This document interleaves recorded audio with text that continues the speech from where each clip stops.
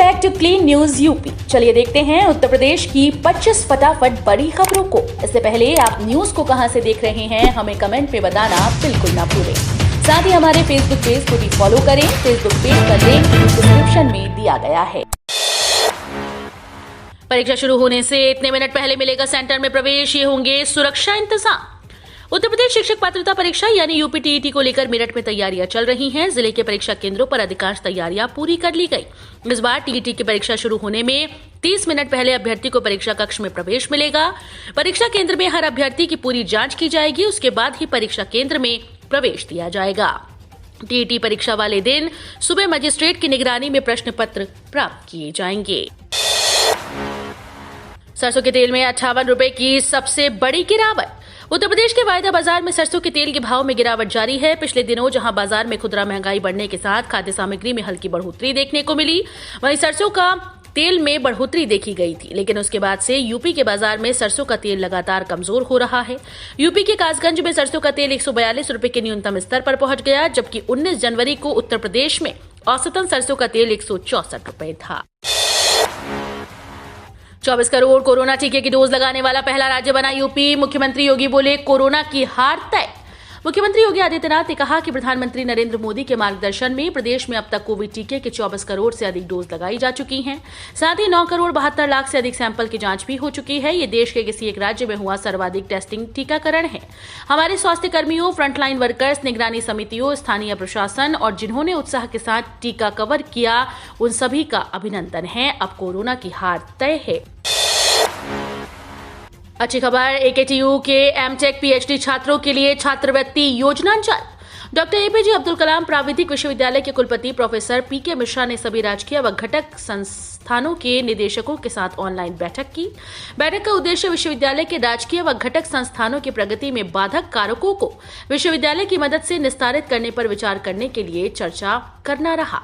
इस अवसर पर कुलपति प्रोफेसर मिश्रा ने कहा कि जल्द ही राजकीय व घटक संस्थानों के एमटेक व पीएचडी विद्यार्थियों के लिए छात्रवृत्ति योजना प्रारंभ की जाएगी। नए एजेंट और ना ही आरटीओ के चक्कर, अब घर बैठे बनवाएं अपना ड्राइविंग लाइसेंस। वर्तमान समय में सभी के पास अपना व्हीकल होता है, जिसको चलाने के लिए ड्राइविंग लाइसेंस का होना बहुत जरूरी है। बहुत से लोग थोड़ा सा समय बचाने के चक्कर में एजेंट की मदद लेते हैं और फालतू में ज्यादा पैसे लगा देते हैं। कई बार तो एजेंट फ्रॉड होते हैं और पैसा लेकर गायब हो जाते हैं। कोरोना काल के चलते सरकार ने इस प्रक्रिया को ऑनलाइन कर दिया है। इसके लिए आपको अपनी आयु सीमा और गाड़ी की डिटेल समेत कई अन्य जानकारियां भरनी होंगी। डॉक्यूमेंट के सही पाए जाने पर आपका एप्लीकेशन स्वीकार कर लिया जाएगा। आपको 350 रुपए अप्लाई शुल्क देना होगा। ये धनराशि जमा करने के लिए आपको ऑनलाइन पेमेंट मोड का इस्तेमाल करना होगा। अब आपको कहीं भी जाने की जरूरत नहीं, घर बैठे ऑनलाइन तरीके से अपना ड्राइविंग लाइसेंस अप्लाई कर सकते हैं। शीतलहर पहले ही ढा रही कहर, अब 3 दिन बारिश। सर्दी का सितम झेल रहे दिल्ली, यूपी, हरियाणा, पंजाब समेत उत्तर भारत के कई राज्यों में अब इसका कहर बढ़ सकता है। मौसम विभाग के मुताबिक शनिवार और रविवार को दिल्ली, हरियाणा, पंजाब समेत उत्तर पश्चिम भारत के कई राज्यों में बारिश हो सकती है। पश्चिमी विक्षोभ के चलते ये स्थिति बन सकती है। महिलाओं को मिलेगी 18,000 रुपए की पेंशन, चुनाव से पहले किया ऐलान। आगामी विधानसभा चुनाव से पहले राजनीतिक पार्टी तमाम तरह के दावे कर रही हैं। इसी बीच सपा अध्यक्ष अखिलेश यादव ने कहा कि उनकी सरकार बनी तो प्रदेश में फिर से समाजवादी पेंशन योजना को शुरू किया जाएगा। इस योजना के तहत करीब 50 लाख महिलाओं को हर साल 18,000 रुपए की पेंशन दी जाएगी। अखिलेश यादव का ऐलान, सरकार बनी तो पुरानी पेंशन करेंगे लागू, कैशलेस होगा कर्मचारियों का इलाज। यूपी चुनाव में जीत हासिल करने के लिए सभी राजनीतिक दल वादों की झड़ी लगा रहे हैं। इसी क्रम में गुरुवार को समाजवादी पार्टी के राष्ट्रीय अध्यक्ष अखिलेश यादव ने यूपी में पुरानी पेंशन लागू करने का ऐलान किया। इसके साथ ही अखिलेश ने कर्मचारियों के लिए कैशलेस इलाज की सुविधा और यश भारती सम्मान दोबारा शुरू करने का भी ऐलान किया है। बेरोजगारों के लिए रोजगार का बेहतर माध्यम बन सकता है मत्स्य पालन। खेती में लगातार घाटा और बेरोजगारी के इस दौरान में किसानों के लिए मत्स्य पालन संजीवनी साबित हो सकता है। 1 हेक्टेयर तालाब में किसान 5 टन तक मछली का उत्पादन कर सकते हैं। मत्स्य पालन को बढ़ाने के लिए सरकार द्वारा मत्स्य पालन, मत्स्य बीज अंगुलिका, फीड गुणव, मत्स्य हाट, विक्रय जल प्लावन, मत्स्य सहज झींगा पालन योजना, मिनी मत्स्य हैचरी योजना का संचालन किया जा रहा है। इसके तहत मत्स्य पालकों को अनुदान भी दिया जा रहा है। बता दें कि पिछले कुछ वर्षों में सरकार ने मत्स्य पालन पर विशेष जोर दिया है। अयोध्या में भाजपा को हराने के लिए बनी योजना, जाने किन मुद्दों पर होगी राजनीति। उत्तर प्रदेश के विधानसभा चुनाव में एक बार फिर से राम मंदिर ही अयोध्या सीट पर राजनीति का मुद्दा होगा। भाजपा जहां मंदिर निर्माण को भुनाने की कोशिश में है, तो वहीं अब विपक्ष भी राम मंदिर के नाम पर हुए जमीन घोटालों के मामले को लेकर भाजपा को घेरने की योजना तैयार कर रही है।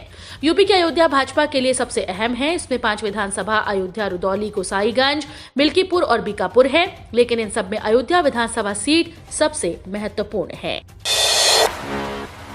स्थगित हुई यूपी पुलिस कर्मचारी भर्ती की आवेदन प्रक्रिया अब 27 जनवरी से कर सकेंगे अप्लाई। उत्तर प्रदेश पुलिस भर्ती एवं प्रोन्नति बोर्ड ने कर्मचारी भर्ती के लिए आवेदन की प्रक्रिया को स्थगित कर दिया। अब इस भर्ती के लिए आवेदन 27 जनवरी से शुरू होंगे। पहले इन्हें 20 जनवरी से शुरू होना था, लेकिन तकनीकी कारणों से आवेदन प्रक्रिया शुरू नहीं हो सकी।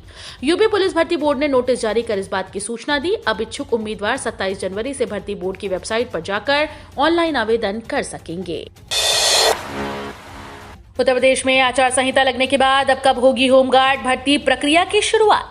उत्तर प्रदेश में होमगार्ड सिपाही के 30,000 पदों पर भर्ती की काफी लंबे समय से चर्चा बनी हुई है। कई मीडिया रिपोर्ट्स में इस भर्ती प्रक्रिया की शुरुआत भी जल्द ही शुरू किए जाने का दावा किया जा रहा है, जो अब संभव नहीं हो पाएगा।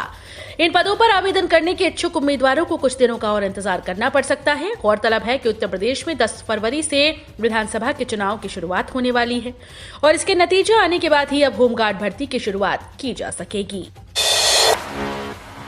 अपर्णा व संघमित्रा के जरिए विरोधियों का करारा जवाब देने की तैयारी, बीजेपी ने तैयार किया मास्टर प्लान। उत्तर प्रदेश में चल रही राजनीतिक उठापटक के बीच बीते दिनों भारतीय जनता पार्टी के कई मंत्री समाजवादी पार्टी में शामिल हुए। भारतीय जनता पार्टी को छोड़कर सपा में शामिल होने वाले सबसे बड़े नेताओं में शामिल स्वामी प्रसाद मौर्य की बेटी संघमित्रा मौर्य भाजपा से सांसद हैं और वो भाजपा के साथ ही जुड़ी हुई हैं। वहीं समाजवादी पार्टी के परिवार के सदस्य मुलायम सिंह यादव की छोटी बहू अपर्णा यादव भी भाजपा में शामिल हो गई हैं। यूपी चुनाव के लिए एआईएमआईएम ने उतारे 7 और उम्मीदवार। रामनगर से विकास श्रीवास्तव को ticket. All India मजलिस-ए Ittehadul Muslimeen ने उत्तर प्रदेश चुनाव के लिए उम्मीदवारों की तीसरी सूची जारी कर दी। पार्टी ने इस लिस्ट में 7 सीट्स पर उम्मीदवारों के नाम का ऐलान किया।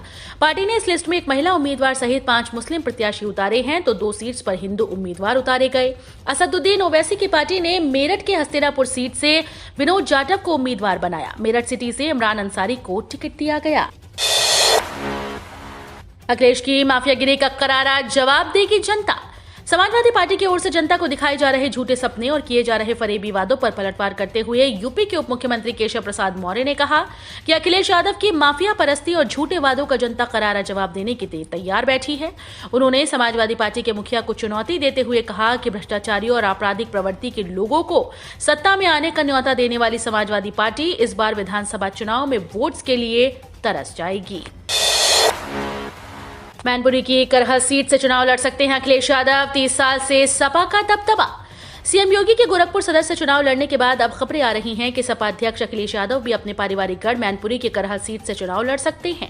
1989 के बाद से इस सीट पर समाजवादी पार्टी या उस समय की जनता पार्टी का दबदबा रहा। केवल 2002 में बीजेपी ने ये सीट जीती थी। इससे पहले अखिलेश के आजमगढ़ और संभल की सीटों से चुनाव लड़ने के कयास लगाए जा रहे थे, लेकिन गुरुवार को सपा के सूत्रों के हवाले से खबर आई कि वो करहल से चुनाव लड़ेंगे। फर्जीवाड़ा रोकने के लिए सरकार ने बदले नियम, अब राशन कार्ड देना होगा अनिवार्य। केंद्र सरकार ने प्रधानमंत्री किसान सम्मान निधि योजना के नियमों को बदल दिया। एक रिपोर्ट के अनुसार केंद्र सरकार ने इस योजना में हो रहे फर्जीवाड़े को रोकने के लिए यह कदम उठाया। नए नियमों के तहत इस योजना में रजिस्ट्रेशन के लिए अब राशन कार्ड को अनिवार्य कर दिया गया। अब किसानों को अन्य दस्तावेजों के साथ ही राशन कार्ड भी देना होगा।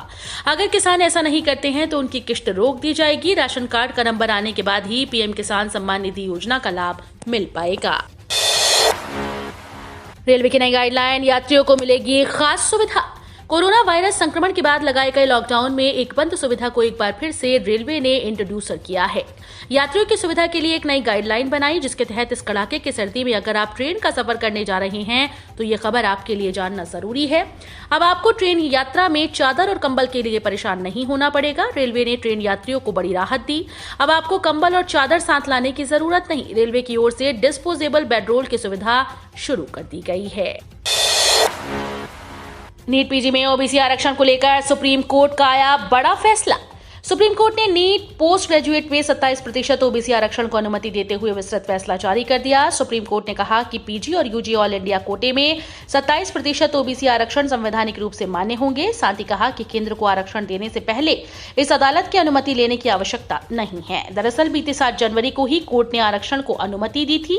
इसके कारण गिनाते हुए दिए विस्तृत आदेश में कोर्ट ने कहा कि सरकार को जरूरतमंद तबके के लिए विशेष व्यवस्था करने का अधिकार देने वाले संविधान के अनुच्छेद 15(4) और 15(5) अनुच्छेद 15(1) का ही विस्तार है।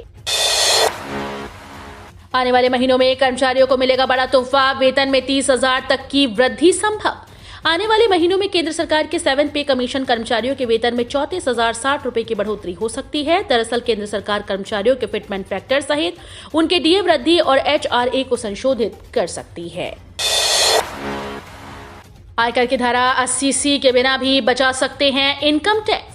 बजट 2022 को लेकर उम्मीद है कि इस बार का बजट टैक्स पेयर्स के लिए और भी राहत भरा हो सकता है, क्योंकि 2 साल से महामारी के कारण राहत नहीं मिल पाई। इसके अलावा वेतनभोगी लोगों के लिए बजट और भी महत्वपूर्ण है, क्योंकि ये सरकार की कराधान नीति के संबंध में नए नियम लाता है। वेतनभोगी कर्मचारियों के जीवन में बड़ा बदलाव लाते हुए आयकर नियमों में बदलाव किया गया। धारा 80C, 80CCD1 और 80CCC के तहत 1.5 लाख रुपए तक की टैक्स कटौती मिलती है। चांदी की कीमतों में लगी आग, 64,000 के पार पहुंची। सोना भी हुआ महंगा। भारतीय सराफा बाजार में सोने चांदी के दाम एक बार फिर से बढ़ गए। बीते दिन भी सोना चांदी महंगा हो गया था, लेकिन कल चांदी की कीमतें 64,000 के पार पहुंच गई। 999 प्योरिटी वाली चांदी के दाम 64,404 रुपए हो गए। वहीं 999 शुद्धता का 10 ग्राम सोना 48,620 रुपए में बिक रहा है। सोने चांदी के दाम रोजाना 2 बार जारी किए जाते हैं। पहली बार सुबह और फिर शाम को रेट सामने आते हैं। सेना प्रमुख मुकुंद नरवणे और अमित शाह की गिरफ्तारी चाहता है पाकिस्तान। ब्रिटेन पुलिस से लगाई गुहार। पाकिस्तान अपने प्रोपेगेंडे से बाज नहीं आ रहा। इस्लामाबाद का भारतीय सेना को लेकर लगातार झूठा प्रचार जारी है। ताजा रिपोर्ट के मुताबिक यूनाइटेड किंगडम पुलिस को जम्मू और कश्मीर में युद्ध अपराधों को लेकर भारतीय सेना प्रमुख जनरल मनोज मुकुंद नरवणे और केंद्रीय गृह मंत्री अमित शाह को गिरफ्तार करने का अनुरोध प्राप्त मिला है। ब्रिटेन स्थित एक कानूनी फर्म स्टोक वाइट ने भारतीय चीफ ऑफ आर्मी स्टाफ, गृह मंत्री सहित 8 और टॉप सैन्य अधिकारियों के खिलाफ कार्यकर्ताओं, पत्रकारों और नागरिकों के खिलाफ अपराधों में उनकी कथित भूमिका को लेकर कार्रवाई करने के लिए मेट्रोपॉलिटन पुलिस की युद्ध अपराध इकाई को तथाकथित सबूत सौंपे हैं। पेंशनर्स के लिए राहत भरी खबर, अब ऐसे मिलेगी पेंशन की राशि, बैंकों को मिले निर्देश। केंद्र की मोदी सरकार ने पेंशनधारियों को बड़ी राहत दी है। ईपीएस 95 पेंशन भोगियों के लिए नए साल की शुरुआत में गुड न्यूज है। दरअसल पेंशन कर्मियों को अब पेंशन महीने के पहले दिन के बजाय पिछले महीने के आखिरी दिन प्राप्त की जाएगी। इसके साथ ही पेंशनर्स की पेंशन उनके बैंक खाते में महीने के आखिरी दिन जमा कर दी जाएगी। यूपी में कोरोना के 18,554 नए मामले आए सामने, 19,000 से ज्यादा हुए स्वस्थ। उत्तर प्रदेश में बीते 24 घंटों में कोरोना संक्रमण के 18,554 नए मामले सामने आए, जबकि 19,000 से ज्यादा स्वस्थ हुए। प्रदेश में फिलहाल कोरोना के एक्टिव मरीजों की संख्या 97,329 रह गई। मुख्यमंत्री योगी आदित्यनाथ ने गुरुवार को कोरोना प्रबंधन के लिए गठित टीम 09 की बैठक में कहा कि राज्य में अब तक कोविड टीके की 24 करोड़ से अधिक डोज लगाई जा चुकी हैं। साथ ही 9 करोड़ 72 लाख से अधिक सैंपल की जांच भी हो चुकी है। तो ये थी आज की 25 फटाफट बड़ी खबरें। अगर आपको न्यूज पसंद आई हो तो वीडियो को लाइक और शेयर जरूर करें। धन्यवाद।